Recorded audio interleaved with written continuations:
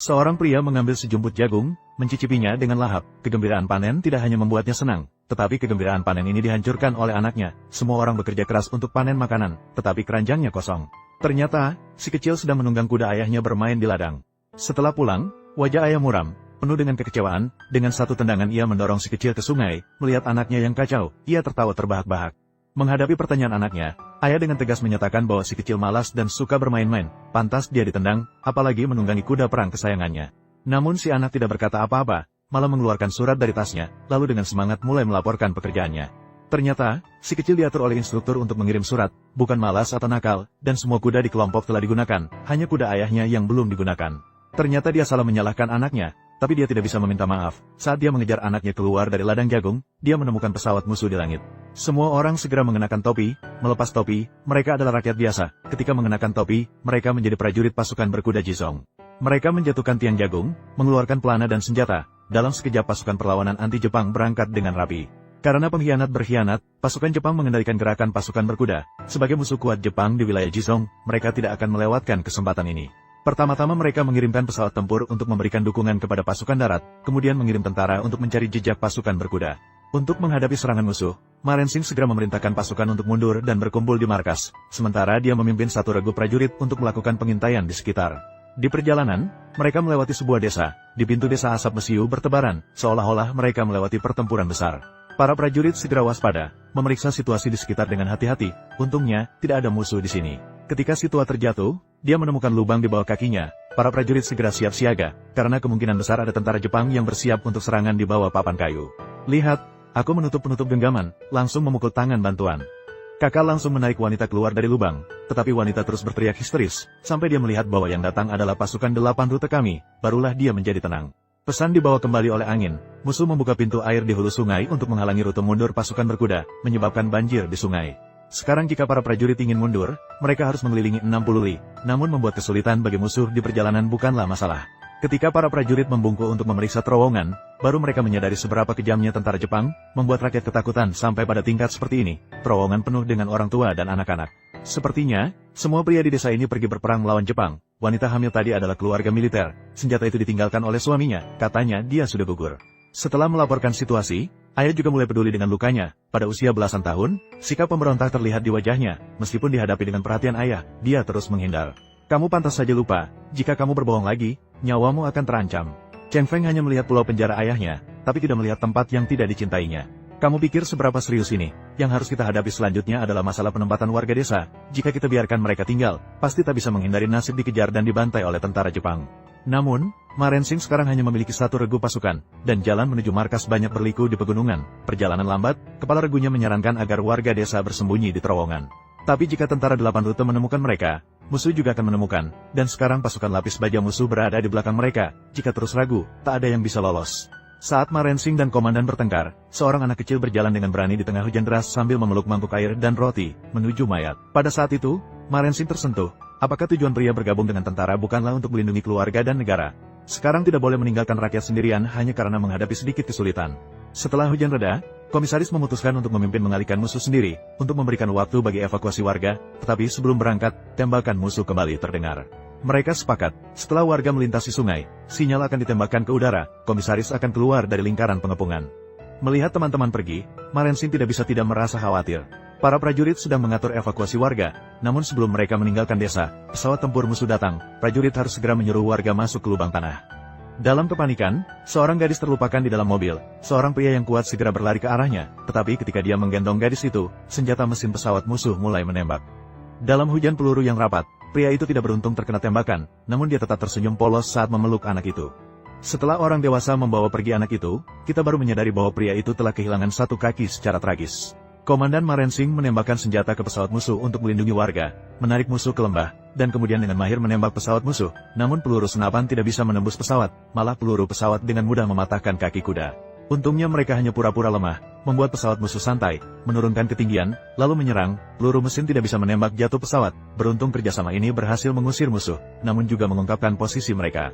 Pasukan besar telah berhasil menyeberangi sungai, hanya saja belum ada kabar dari komisaris. Untuk menghindari musuh, tentara 8 rute sedang bersembunyi di semak-semak bersama warga, bahkan kuda perang pun sangat cerdas, berbaring dengan tenang. Tanpa sengaja, Marensin menemukan sejenis tanaman obat, segera menyimpannya di dadanya. Malam itu, hujan turun di pegunungan. Marensin memeluk anak yatim itu, sementara Chen Feng terus berhubungan dengan organisasi melalui radio. Melihat kasih sayang ayahnya pada anak itu, hatinya sedikit terharu. Sejak kecil hingga sekarang, kapan kamu pernah memperlakukan aku seperti ini? Ayah mengeluarkan ramuan dari dadanya dan memberikannya kepada anaknya untuk dioleskan ke luka, karena dia pernah melihat seorang prajurit meninggal karena tetanus. Anaknya agak tidak sabar, dia selalu merasa ayahnya meremehkannya, merasa takut mati. Aku hanya takut kamu tidak takut mati. Saat kamu ingin bergabung dengan tentara, ibumu seperti gila mengancamku. Kamu boleh menjadi Yue Fei. Aku tidak bisa menghentikanmu, tapi anakku tidak boleh menjadi Yue Yun. Aku bisa bertanggung jawab di hadapan dunia, tapi aku tidak bisa memenuhi harapan ibumu. Jika harus mati, aku akan mati.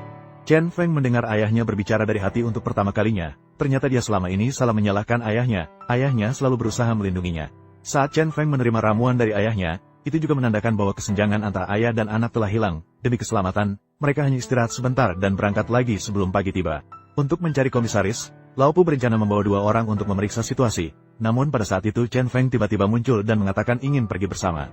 Pada akhirnya, begitu ada berita baru, dia akan membawa radio pengirim untuk mengirimkan informasi tepat waktu.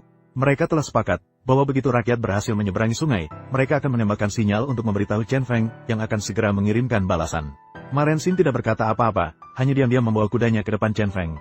Setelah Chen Feng pergi, sejumlah besar pasukan musuh muncul di kaki gunung. Pada saat itu mereka baru menyadari bahwa musuh saat ini telah menguasai teknologi pelacakan radio. Mereka mengikuti sinyal dan muncul di depan para prajurit. Pasukan musuh, untuk mengepung pasukan berkuda, menggerakkan kekuatan 3 kompi. Jika para prajurit ditemukan, dengan kekuatan musuh saat ini, kita mungkin tidak akan bertahan bahkan setengah menit. Pada saat itu, Marensin sudah memiliki rencana, tetapi dia merasa sangat tertekan. Dia melihat ke arah kerumunan di belakangnya, dan teringat akan misinya sendiri. Para prajurit di sekitarnya mulai gelisah, karena dalam beberapa menit lagi, pasukan musuh akan menemukan semua rakyat di lembah gunung ini. Menghadapi musuh yang mendekat, dia berencana untuk bertindak lebih dulu.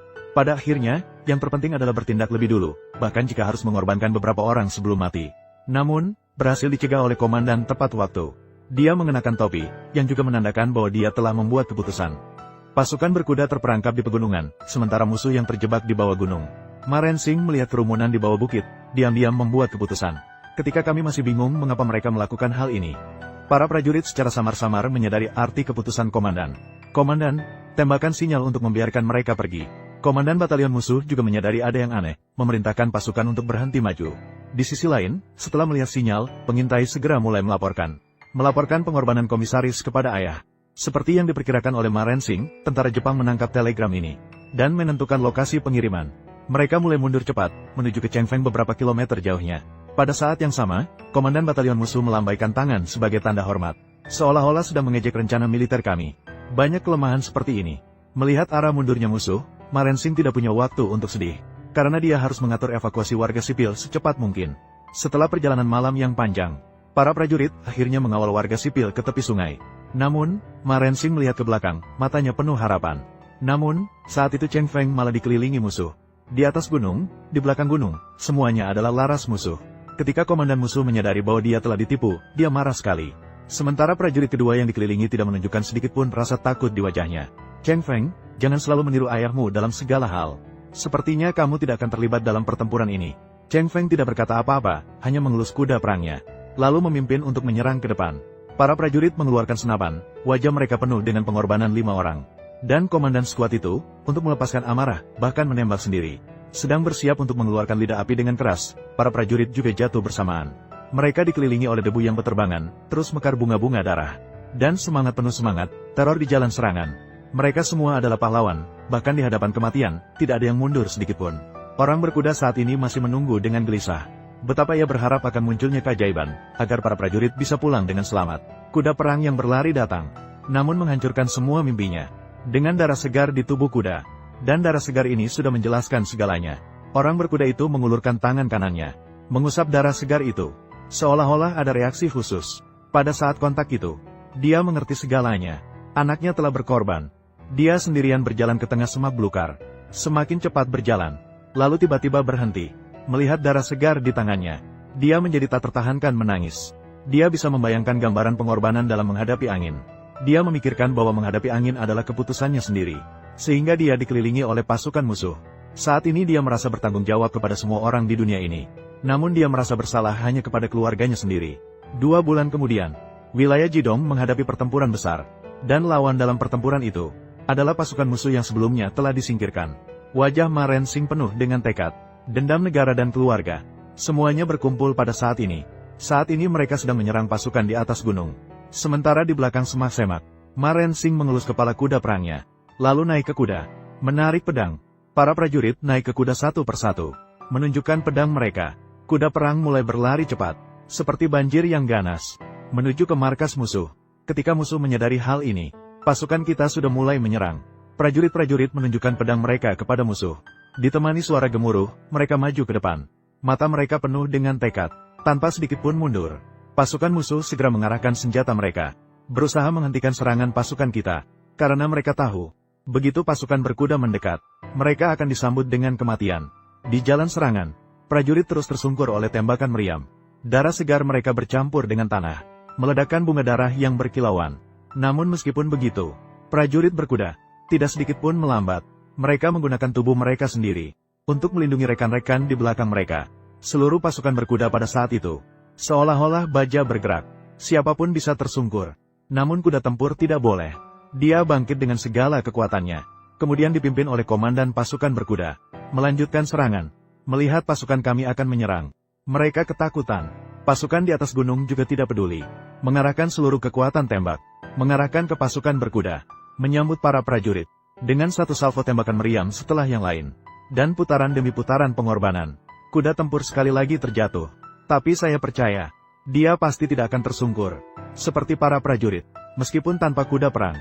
Meskipun terluka parah, tapi selama belum mati, mereka akan terus berada di jalur serangan, tanpa henti. Akhirnya, para prajurit menyerbu kamp musuh. Begitu kavaleri bertempur dengan infanteri, itu benar-benar seperti angin musim gugur menerbangkan dedaunan. Kecepatan musuh berlutut sangat cepat, menghadapi hidup dan mati. Orang Jepang masih memberikan perlawanan. Para prajurit juga bertarung dengan nyawa mereka, untuk masa depan tanah air, untuk rakyat tanah air, untuk bayi yang masih di dalam benteng. Meskipun harus berkorban, mereka tidak mengeluh sama sekali. Dengan cepat, musuh dihancurkan oleh prajurit 8 rute, dikalahkan sampai tak bisa bertahan. Kuda perang kita juga menancap di medan tinggi musuh. Sementara komandan batalion musuh masih berusaha melawan. Dia merebut kuda perang, berlari maju. Ma Rensing melihatnya, tanpa ragu sedikit pun, juga berlari ke depan. Dia mengacungkan pedang ke musuh, menuju ke pedang penindasan dan pembantaian. Dia menarik senapan di sampingnya, juga tidak merasa takut sedikit pun. Pertempuran jarak dekat, Ma Rensing diserang oleh musuh, terluka di leher, sementara musuhnya tersungkur olehnya. Para prajurit meraih kemenangan. Kita juga meraih kemenangan. Saat ini, saya hanya ingin berterima kasih kepada para sesepuh, terhadap pengorbanan bagi tanah air, menghormati semangat mereka yang berani mengibarkan pedang. Tidak pernah ada waktu yang tenang, hanya beban yang dipikul oleh para sesepuh.